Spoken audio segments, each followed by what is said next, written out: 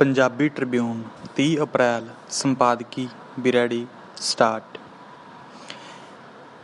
ਦੇਸ਼ ਦੇ ਬਹੁਤ ਸਾਰੇ ਲੋਕ ਕਈ ਦਹਾਕਿਆਂ ਤੋਂ ਇਹ ਮਹਿਸੂਸ ਕਰਦੇ ਹਨ ਕਿ ਸਾਡੇ ਦੇਸ਼ ਵਿੱਚ ਕੁਝ ਵੀ ਭਰੋਸੇਯੋਗ ਨਹੀਂ ਹੈ। ਨਾ ਵਿੱਦਿਆ ਖੇਤਰ, ਨਾ ਸਿਹਤ ਸੰਭਾਲ ਪ੍ਰਣਾਲੀ, ਨਾ ਪੀਣ ਵਾਲਾ ਪਾਣੀ, ਨਾ ਸਰਕਾਰੀ ਪ੍ਰਬੰਧ ਰਾਹੀਂ ਮਿਲਣ ਵਾਲੀਆਂ ਸੇਵਾਵਾਂ। ਡੰਡੀ ਹਰ ਥਾਂ ਰਿਸ਼ਵਤਖੋਰੀ ਹੈ ਤੇ ਲੋਕਾਂ ਨੂੰ ਸਰਕਾਰੀ ਦਫ਼ਤਰਾਂ ਵਿੱਚ ਹਰ ਕੰਮ ਕਰਵਾਉਣ ਲਈ ਜ਼ਿੱਲਤ ਸਹਿਣੀ ਪੈਂਦੀ ਹੈ। ਡੰਡੀ ਦੇਸ਼ ਦੇ ਉੱਚ ਤੇ ਮੱਧ ਵਰਗ ਦੇ ਲੋਕਾਂ ਨੇ ਬਹੁਤ ਦੇਰ ਤੋਂ ਸਰਕਾਰੀ ਵਿੱਦਿਆ ਅਤੇ ਸਿਹਤ ਸੰਭਾਲ ਪ੍ਰਬੰਧ ਤੋਂ ਕਿਨਾਰਾ ਕਰਕੇ ਨਿੱਜੀ ਖੇਤਰ ਦੇ ਅਦਾਰਿਆਂ 'ਤੇ ਟੇਕ ਰੱਖੀ ਹੋਈ ਹੈ। ਡੰਡੀ ਇਹ ਵਰਤਾਰਾ ਸਾਡੇ ਸਾਹਮਣੇ ਵਾਪਰਦਾ ਅਤੇ ਵਾਪਰ ਰਿਹਾ ਹੈ ਕਿ ਹਸਪਤਾਲਾਂ, ਦਫ਼ਤਰਾਂ ਆਦਿ ਵਿੱਚ ਸਿਫਾਰਸ਼ ਜਾਂ ਰਿਸ਼ਵਤ ਤੋਂ ਬਿਨਾਂ ਕੁਝ ਵੀ ਕਰਾਉਣਾ ਲਗਭਗ ਅਸੰਭਵ ਹੈ।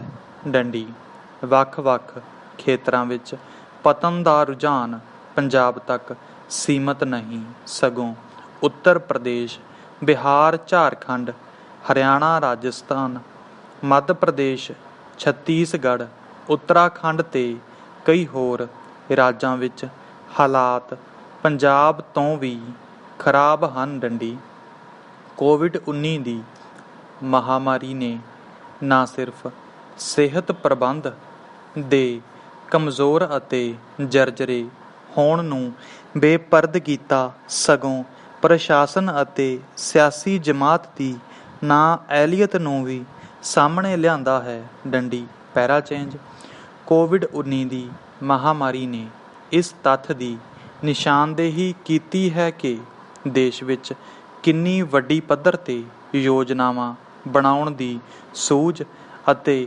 ਪ੍ਰਤੀਬੱਧਤਾ ਦੀ ਘਾਟ ਹੈ। ਡੰਡੀ ਕੇਂਦਰ ਅਤੇ ਸੂਬਾ ਸਰਕਾਰਾਂ ਵੈਰੀਆਂ ਵਾਂਗ ਆਪਸ ਵਿੱਚ ਲੜ ਰਹੀਆਂ ਹਨ। ਡੰਡੀ ਤਾਲਮੇਲ ਦੀ ਘਾਟ ਕਾਰਨ ਚਾਰੇ ਪਾਸੇ ਹਾਹਾਕਾਰ ਮਚੀ ਹੋਈ ਹੈ। ਡੰਡੀ ਆਕਸੀਜਨ, ਦਵਾਈਆਂ ਅਤੇ ਬੈੱਡਾਂ ਦੀ ਘਾਟ ਕਾਰਨ ਮਰੀਜ਼ ਹਸਪਤਾਲਾਂ ਦੇ ਬਾਹਰ ਪਏ ਹਨ। ਦਵਾਈਆਂ ਬਲੈਕ ਮਾਰਕੀਟ ਵਿੱਚ ਵਿਕ ਰਹੀਆਂ ਹਨ।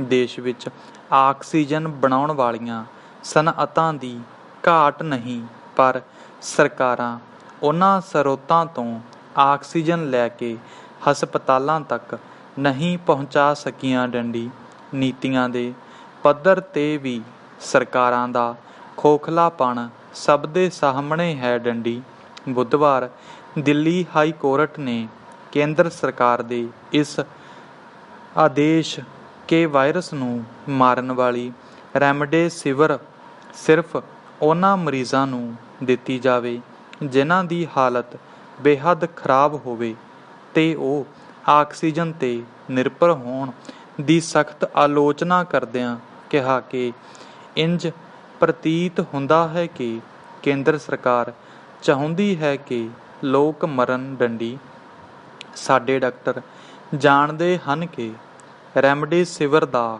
ਜ਼ਿਆਦਾ ਅਸਰ ਕੋਵਿਡ-19 ਦੀ ਬਿਮਾਰੀ ਦੇ ਮੁੱਢਲੇ ਦਿਨਾਂ ਵਿੱਚ ਹੁੰਦਾ ਹੈ, ਜਦ ਵਾਇਰਸ ਸਰੀਰ ਵਿੱਚ ਵਧ ਰਿਹਾ ਹੁੰਦਾ ਹੈ ਅਤੇ ਇਹ ਵਰਤਾਰਾ ਸਰੀਰ ਵਿੱਚ ਲਾਗ ਲੱਗਣ ਤੋਂ 7-8 ਦਿਨ ਤੱਕ ਜਾਰੀ ਰਹਿੰਦਾ ਹੈ। ਡੰਡੀ ਇਸ ਤਰ੍ਹਾਂ ਰੈਮਡੇਸਿਵਰ ਦੀ ਜ਼ਰੂਰਤ ਉਹਨਾਂ ਦਿਨਾਂ ਵਿੱਚ ਜ਼ਿਆਦਾ ਹੁੰਦੀ ਹੈ ਜਦੋਂ ਸਰੀਰ ਵਿੱਚ ਆਕਸੀਜਨ ਦੀ ਕਮੀ ਨਹੀਂ ਹੋਈ ਹੁੰਦੀ। ਡੰਡੀ ਪੈਰਾ ਚੇਂਜ ਇਸੇ ਤਰ੍ਹਾਂ ਕੋਵਿਡ-19 ਵਿੱਚ ਹਰ ਮਰੀਜ਼ ਨੂੰ ਦਿੱਤੀਆਂ ਜਾਣ ਵਾਲੀਆਂ ਦਵਾਈਆਂ ਪੈਰਾਸੀਟਾਮੋਲ ਅਤੇ ਅਜ਼ਿਥਰੋਮਾਈਸਿਨ ਨੂੰ ਬਣਾਉਣ ਵਾਲੇ ਲੂਣਾਂ ਦੀਆਂ ਕੀਮਤਾਂ ਵਿੱਚ ਲਗਾਤਾਰ ਵਾਧਾ ਹੋ ਰਿਹਾ ਹੈ। ਡੰਡੀ ਇੱਥੋਂ ਤੱਕ ਕਿ ਆਈਵਰਮੈਕਟਿਨ ਜੋ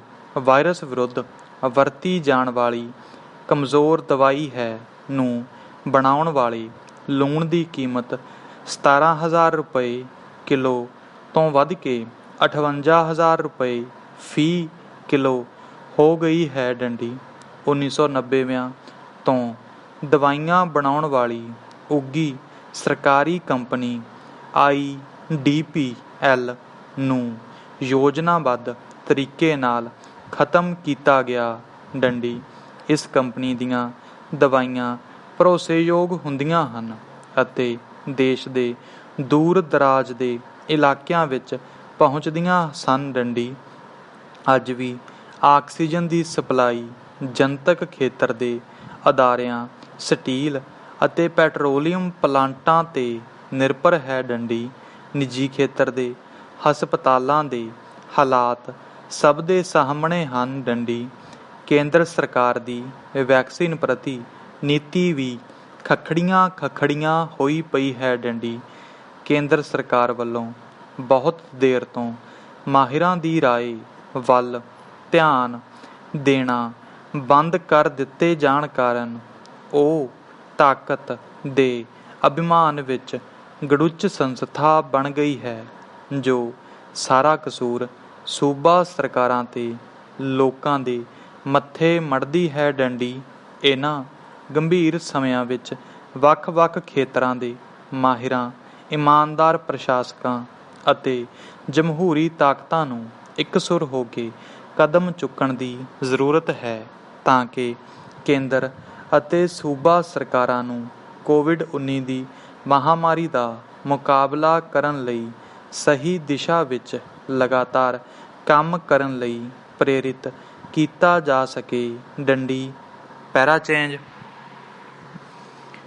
ਕੋਵਿਡ-19 ਦੀ ਭਿਆਨਕ ਮਹਾਮਾਰੀ ਦੌਰਾਨ ਕੇਂਦਰ ਸਰਕਾਰ ਵੱਲੋਂ ਦਿੱਲੀ ਕੌਮੀ ਰਾਜਧਾਨੀ ਖੇਤਰ ਸ਼ਾਸਨ ਸੋਧ ਕਾਨੂੰਨ 2021 ਨੂੰ ਲਾਗੂ ਕਰਨ ਵਾਲਾ ਨੋਟੀਫਿਕੇਸ਼ਨ 27 ਅਪ੍ਰੈਲ ਨੂੰ ਜਾਰੀ ਕਰਕੇ ਦਿੱਲੀ ਪ੍ਰਸ਼ਾਸਨ ਦੇ ਸਾਰੇ ਅਧਿਕਾਰ ਉਪ ਰਾਜਪਾਲ ਨੂੰ ਸੌਂਪਣ ਦਾ ਫੈਸਲਾ ਸਰਕਾਰ ਦੀ ਮਨਸ਼ਾ 'ਤੇ ਸਵਾਲ ਉਠਾਉਣ ਵਾਲਾ ਹੈ। ਡੰਡੀ ਹੁਣ ਦਿੱਲੀ ਦੀ ਚੁਣੀ ਹੋਈ ਸਰਕਾਰ ਨੂੰ ਕੋਈ ਵੀ ਨੀਤੀਗਤ ਫੈਸਲਾ ਲੈਣ ਤੋਂ ਪਹਿਲਾਂ ਉਪ ਰਾਜਪਾਲ ਤੋਂ ਮਨਜ਼ੂਰੀ ਲੈਣੀ ਪਵੇਗੀ। ਡੰਡੀ ਕਰੋਨਾ ਦੀ ਮਾਰ ਕਾਰਨ ਤਾਲਾਬੰਦੀ ਲਗਾਤਾਰ ਅੱਗੇ ਵਧਾਈ ਜਾ ਰਹੀ ਹੈ। ਡੰਡੀ ਆਕਸੀਜਨ ਬੈੱਡਾਂ ਅਤੇ ਹੋਰ ਸਿਹਤ ਸੇਵਾਵਾਂ ਦੀ ਕਮੀ ਦਾ ਸਾਹਮਣਾ ਕਰ ਰਹੀ ਸਰਕਾਰ ਤੋਂ ਇਸ ਸਮੇਂ ਤਾਕਤਾਂ ਵਾਪਸ ਲੈਣ ਦਾ ਇਹ ਮਤਲਬ ਕੱਢਿਆ ਜਾਣਾ ਸੁਭਾਵਿਕ ਹੈ ਕਿ ਕੇਂਦਰ ਸਰਕਾਰ ਸੰਕਟ ਦੇ ਸਮੇਂ ਵੀ ਤਾਕਤਾਂ ਦੇ ਕੇਂਦਰੀਕਰਨ ਦੀ ਆਪਣੀ ਮਾਨਸਿਕਤਾ 'ਤੇ ਕਾਇਮ ਹੈ। ਡੰਡੀ ਪੈਰਾ ਚੇਂਜ ਇਹ ਕਾਨੂੰਨ ਲੋਕ ਸਭਾ 'ਚ 22 ਮਾਰਚ ਅਤੇ ਰਾਜ ਸਭਾ 'ਚ 24 ਮਾਰਚ 2021 ਨੂੰ ਪਾਸ ਕੀਤਾ ਸੀ। ਡੰਡੀ ਕੇਜਰੀਵਾਲ ਸਰਕਾਰ ਨੇ ਇਸ ਨੂੰ ਲੋਕਤੰਤਰ ਦੇ ਇਤਿਹਾਸ ਵਿੱਚ ਕਾਲਾ ਦਿਨ ਕਰਾਰ ਦਿੱਤਾ ਸੀ। ਡੰਡੀ ਇਸ ਤੋਂ ਪਹਿਲਾਂ ਸੁਪਰੀਮ ਕੋਰਟ ਦੇ ਇੱਕ ਫੈਸਲੇ ਵਿੱਚ ਲੋਕਾਂ ਦੀ ਚੁਣੀ ਹੋਈ ਸਰਕਾਰ ਨੂੰ ਪਹਿਲ ਦਿੱਤੀ ਗਈ ਸੀ। ਡੰਡੀ ਨਵੀਂ ਕਾਨੂੰਨੀ ਸੋਧ ਨਾਲ ਦਿੱਲੀ ਦੀ ਚੁਣੀ ਹੋਈ ਸਰਕਾਰ ਦੀਆਂ ਤਾਕਤਾਂ ਹੋਰ ਘਟ ਗਈਆਂ ਹਨ। ਡੰਡੀ ਕੇਜਰੀਵਾਲ ਸਰਕਾਰ ਪਹਿਲੀ ਵਾਰ 2013 ਵਿੱਚ ਬਣੀ ਸੀ। ਡੰਡੀ ਉਸ ਵਕਤ ਬਤੌਰ ਮੁੱਖ ਮੰਤਰੀ ਉਹਨਾਂ ਦਿੱਲੀ ਨੂੰ ਪੂਰੇ ਰਾਜ ਦਾ ਦਰਜਾ ਦਿਵਾਉਣ ਲਈ ਅੰਦੋਲਨ ਵੀ ਕੀਤਾ ਸੀ, ਕਿਉਂਕਿ ਦਿੱਲੀ ਦਾ ਗ੍ਰਹਿ ਵਿਭਾਗ, ਪੁਲਿਸ ਅਤੇ ਹੋਰ ਕਈ ਮਹੱਤਵਪੂਰਨ ਮਹਿਕਮੇ ਪਹਿਲਾਂ ਹੀ ਕੇਂਦਰ ਸਰਕਾਰ ਕੋਲ ਹਨ। ਡੰਡੀ ਹੁਣ ਉਪ ਰਾਜਪਾਲ ਨੂੰ ਤਾਕਤਵਰ ਬਣਾਉਣ ਨਾਲ ਦਿੱਲੀ ਦੇ ਨੀਤੀਗਤ ਫੈਸਲਿਆਂ ਵਿੱਚ ਕੇਂਦਰ ਦੇ ਸਿੱਧੇ ਦਖਲ ਦੇ ਵਧਣ ਦਾ ਰਾਹ ਪੱਧਰਾ ਹੋ ਗਿਆ ਹੈ। ਡੰਡੀ ਵਿਰੋਧਾਭਾਸ ਇਹ ਹੈ ਕਿ ਅਗਸਤ 2019 ਵਿੱਚ ਜਦ ਸੰਵਿਧਾਨ ਦੀ ਧਾਰਾ 370 ਮਨਸੂਖ ਕਰਕੇ ਜੰਮੂ ਕਸ਼ਮੀਰ ਨੂੰ 2 ਕੇਂਦਰ ਸ਼ਾਸਤ ਪ੍ਰਦੇਸ਼ਾਂ ਵਿੱਚ ਵੰਡਿਆ ਗਿਆ ਸੀ ਤਾਂ ਆਮ ਆਦਮੀ ਪਾਰਟੀ ਨੇ ਵੀ ਕੇਂਦਰ ਸਰਕਾਰ ਦੇ ਪੱਖ ਵਿੱਚ ਵੋਟ ਪਾਈ ਸੀ। ਡੰਡੀ ਪੈਰਾ ਚੇਂਜ ਤਾਕਤਾਂ ਦੇ ਕੇਂਦਰੀਕਰਨ ਦੇ ਰੁਝਾਨ ਨੂੰ ਹੋਰ ਮਜ਼ਬੂਤ ਕਰਦਿਆਂ ਕੇਂਦਰ ਸਰਕਾਰ ਨੇ ਖੇਤੀ ਸੰਬੰਧੀ 3 ਆਰਡੀਨੈਂਸ ਜਾਰੀ ਕਰ ਦਿੱਤੇ ਸਨ। ਡੰਡੀ ਇਹ ਸਵਾਲ ਉਸ ਵੇਲੇ ਤੋਂ ਹੀ ਉੱਠਦਾ ਆ ਰਿਹਾ ਹੈ ਕਿ ਕੇਂਦਰ ਸਰਕਾਰ ਇਸ ਭਿਅੰਕਰ ਮਹਾਮਾਰੀ ਦੌਰਾਨ ਸਨਅਤੀ ਕਾਮਿਆਂ ਅਤੇ ਕਿਸਾਨਾਂ ਦੇ ਹਿੱਤਾਂ ਦੇ ਵਿਰੁੱਧ ਜਾਂਦੇ ਕਾਨੂੰਨ ਕਿਉਂ ਬਣਾ ਰਹੀ ਹੈ। ਡੰਡੀ ਰੋਜ਼ੀ ਰੋਟੀ ਦਾ ਸੰਕਟ ਅਤੇ ਦੇਸ਼ ਦੇ ਵਿੱਤੀ ਹਾਲਤ ਦਿਨ ਪ੍ਰਤੀ ਦਿਨ ਖਰਾਬ ਹੋ ਰਹੇ ਹਨ। ਡੰਡੀ ਅਜਿਹੇ ਮੌਕੇ ਵਿਚਾਰਧਾਰਕ ਹਿੰਡ ਪੁਗਾਉਣ ਦਾ ਰਾਹ ਲੋਕਾਂ ਪ੍ਰਤੀ ਜਵਾਬਦੇਹੀ ਅਤੇ ਲੋਕਤੰਤਰ ਦੇ ਮੂਲ ਅਸੂਲਾਂ ਦੇ ਖਿਲਾਫ ਹੈ। ਡੰਡੀ ਦਿੱਲੀ ਵਾਲੇ ਕਾਨੂੰਨ ਦੇ ਨੋਟੀਫਿਕੇਸ਼ਨ ਕਾਰਨ ਕਰੋਨਾ ਖਿਲਾਫ ਲੜਾਈ ਦੇ ਮਾਮਲੇ ਵਿੱਚ ਵੀ ਪ੍ਰਸ਼ਾਸਨਿਕ ਮੁਸ਼ਕਿਲਾਂ ਵਧਣ ਦੀ ਸੰਭਾਵਨਾ ਹੈ। ਡੰਡੀ ਸਟਾਪ।